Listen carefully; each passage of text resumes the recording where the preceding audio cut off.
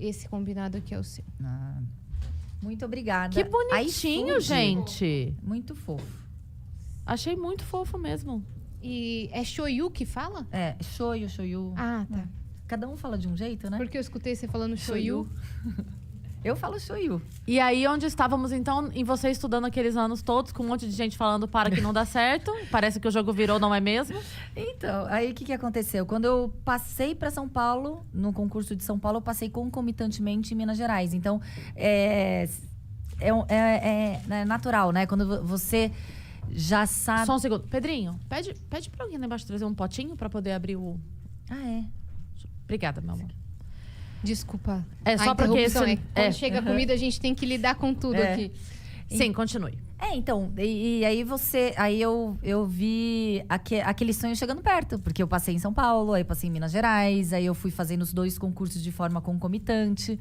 E aí eu tive fazendo os dois ao mesmo tempo. E aí eu tive a opção de escolher São Paulo, que é a cidade que eu tenho. A cidade não, o estado, né? Que eu tenho a minha família, meus amigos. Aí eu falei assim: não, vou ficar em São Paulo. Claro, o meu sonho principal era ser delegada da Polícia Federal. Só que nesse período de 5 anos não abriu o concurso para delegada da Polícia Federal. E quando você passa no concurso, você se sente realizada, né? Afinal, polícia é polícia. E aí, na academia de polícia, eu já estava concluindo a academia de polícia, abre o edital para a Polícia Federal, eu já não tinha nem mais pique de retomar os Começar estudos. tudo de novo. Não dava. Daí eu falei assim, eu vou ser delegada de polícia, vou fazer o melhor que eu posso como delegada de polícia aqui no estado de São Paulo. Mas essa sua determinação veio desde pequena, né? Porque você falou que quase se formou no balé clássico e também você é faixa preta em taekwondo. E contramestre de capoeira. Vocês estão vendo isso? Tá fácil pra vocês? Porque pra gente aqui não tá. Não tá. Não, aí eu acho que Tudo daí é que mais... você pegava pra fazer, você ia até o fim. Foi o condicionamento, né? A rigidez da educação do lado japonês. Afinal, era a minha mãe japonesa, meu pai italiano, mas quem educa... não sei hoje. Hoje não, meu irmão tá educando o filho dele da mesma forma que a minha cunhada. Eles estão dividindo. E a minha cunhada fica muito brava. Quando ela vê os pais falando, nossa, o Marco é tão legal, né? Ele ajuda na criação. Ajuda não, ele é pai. Ele tá fazendo o papel dele de pai. A criação é igual. Ele está criando. Mas na minha época, 45 anos atrás, a educação vinha toda da mãe, claro. E aquela rigidez da educação japonesa, faz uma coisa, vai concluir. Não existe desistir. O foco, tem que fazer né? o melhor que você pode. Não é suficiente, nunca tá bom. Tem que puxar mais. Então, Você acha que isso mais te ajudou ou mais te botou uma pressão, assim? Eu não tenho como ter uma interpretação a respeito do se foi melhor ou pior. Eu não sei se o meu lado competitivo foi fomentado pela minha educação ou se só foi solidificado. Então, eu não tenho como saber. Para mim, é muito bom porque eu adoro ambiente de pressão. Quando eu tô sendo desafiada, eu tô sendo colocada em pressão, em xeque, eu tento me superar, entendeu? Eu não sou daquela pessoa que, eu não quero mais nada. Não, eu falei assim, agora eu vou conseguir. Então eu vou tentar 10, 20, 15, 100, 1000 vezes até conseguir fazer aquela situação. A gente tá vendo até nas Olimpíadas agora de Tóquio a determinação dos atletas japoneses, né? Pra ela poder colocar o... E eu vi a Simone Biles lá mostrando o quão psicologicamente a pessoa pode atrapalhar tudo, né? Em relação a isso. Ela foi muito corajosa. Eu achei ela muito corajosa. E ela deu uma lição de atletas de alta performance, por exemplo, que mais do que o corpo, eles são colocados psicologicamente muito no limite do limite do limite. É algo assim, e a gente viu também, sobrenatural. em contrapartida, a Raíssa, de 13 anos, Linda. dançando antes de competir. Super sem tranquilona, pressão. e lá assim, e dançando. E a gente falava assim, gente... Ela se divertia, entendeu? Ela se divertiu. Ela, assim, não é... ela não tem noção do que... Não, ela tem noção, só que aquilo pra ela é... Não tem aquela pressão. Exato. O psicológico ali, maravilhoso, né? Quando a gente vê o psicológico, ela não tava com aquele peso nas costas. Eu sou a melhor, eu tenho que provar que sou a melhor. Não. Isso vem muito da família dela, acredito eu. Mas acho que de criança, né? As crianças da criação. Não, ela como criança também, ela tem aquela coisa de ser... Aquela situação de ser mais leve, né? Do que a gente... Sim. se autocobrar. A gente tem que aprender muito isso, Ninguém né? tava cobrando dela uma medalha, porque só dela já tá ali, Já foi já era já um é marco, lindo. entendeu? Exato. E eu a conheci quando ela era pequena e conheci a família dela. Conheceu? Aham, que a gente foi gravar o programa dele ano Famosos da Internet. Ai, eu vi no seu Instagram. Sim, sim. E foi muito legal. Mas uma coisa que eu reparei na família dela é que eles não pressionavam ela pra nada, pra fazer nada. Então, ela não estava nervosa, ela tinha o quê? Uns 8 anos. Ela não estava nervosa até chegar na hora da gravação. Quando foi para começar a gravação, ela começou a ficar um pouco nervosa. Mas o pai dela falou, se você não quiser, o papai fala por você. Porque ele entrou com ela, né? Se você não quiser entrar andando de skate, você não precisa. Se você não quiser falar com a isso tia faz toda a Eliana, diferença. você não precisa. E ela entrou andando de skate assim, Foi deixando ela solta. ficou soltíssima. Ele falou, se você errar, não tem problema. Então, desde aí eu já percebi. Que foi a forma como ela foi a forma criada. como ela foi criada. Mas eu achei a Simone bravíssima em priorizar a saúde mental dela acima dos jogos, sabe? Acima do desempenho dela enquanto atleta. Porque ela abriu um olhar para algo que as pessoas tendem a não querer olhar. Todo mundo vê o desempenho físico dos atletas e a gente não vê. Até a gente que está assistindo, né? A gente não vê o quão psicologicamente a pessoa é colocada à exaustão. Muito mais do que fisicamente. Sim.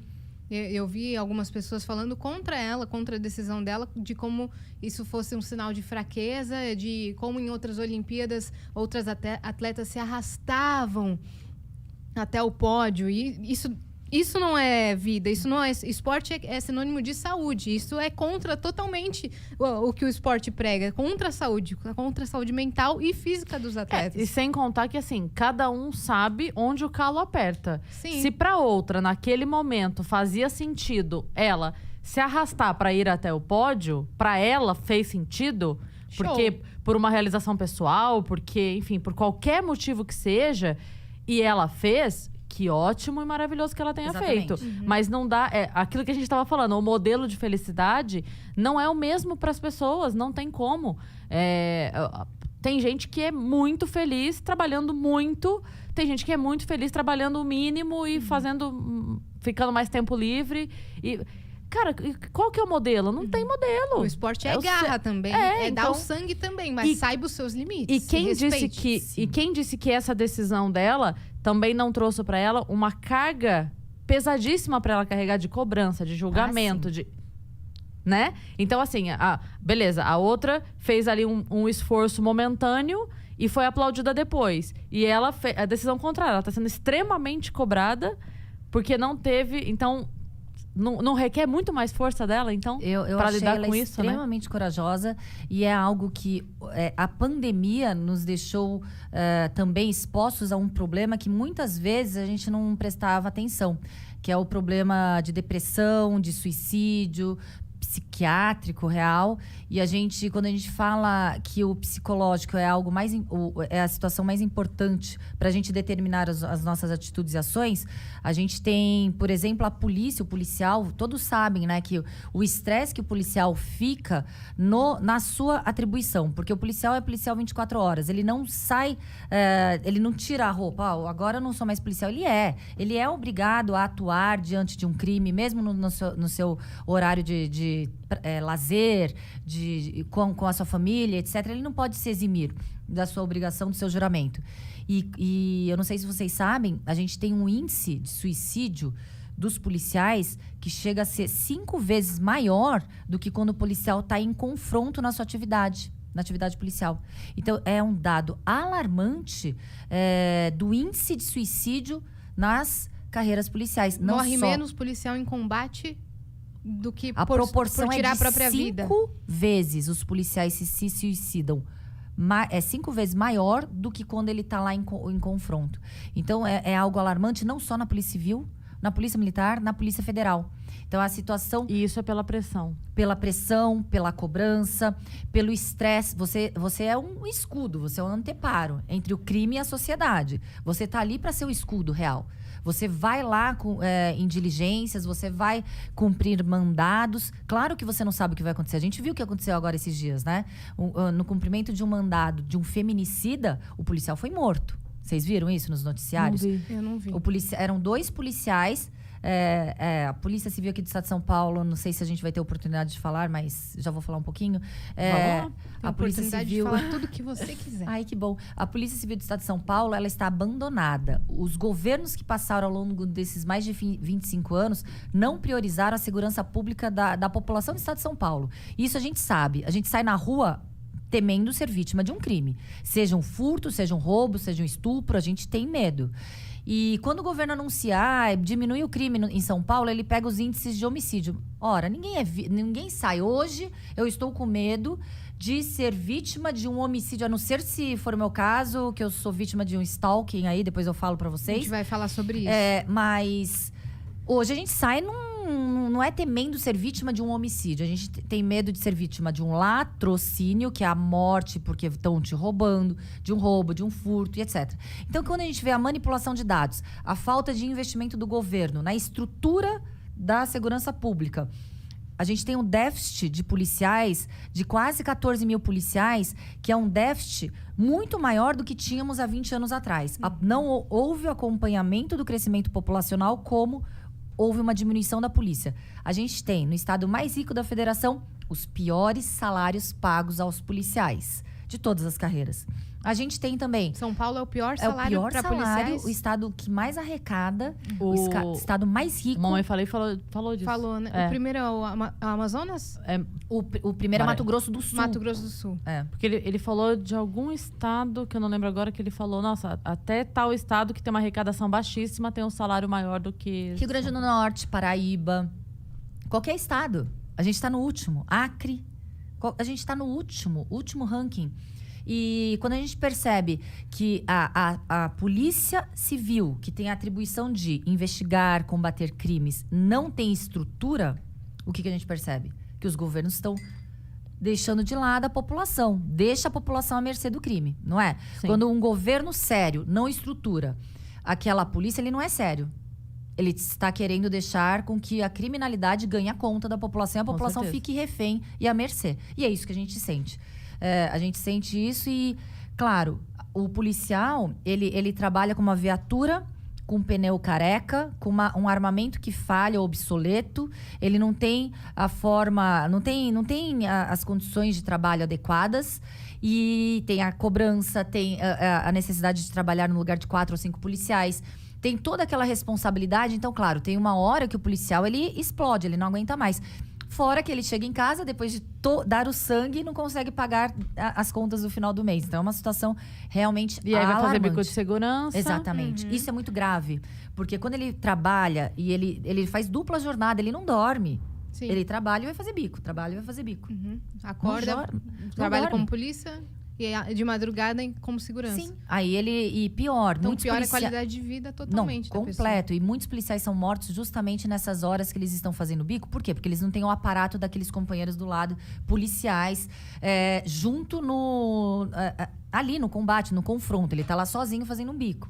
Então, são essas horas também que os policiais perdem suas vidas, infelizmente. Essa é a sua luta enquanto presidente do sindicato? Sim, como presidente do sindicato, uma das nossas principais pautas é que o governo, ele olhe para a segurança da população do estado. Quando a gente exige estrutura para poder trabalhar, é para que a população não fique 10 horas ali numa delegacia para fazer um boletim de ocorrência.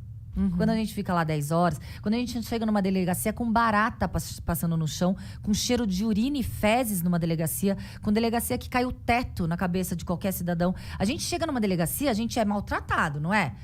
Já vê a estrutura da delegacia, não é uma estrutura acolhedora. Se a gente vai numa delegacia, não é para comemorar nada. É porque a gente já está numa situação extremamente de estresse, ou fomos vítimas de alguma coisa, de alguma situação, que é uma situação já adversa. Aí a gente chega lá, fica 10 horas esperando para fazer um BO. Não tem policial para te atender. As instalações são insalubres. Então, o governo está pensando o quê com a população? O que o governo pensa ao tratar a população dessa forma?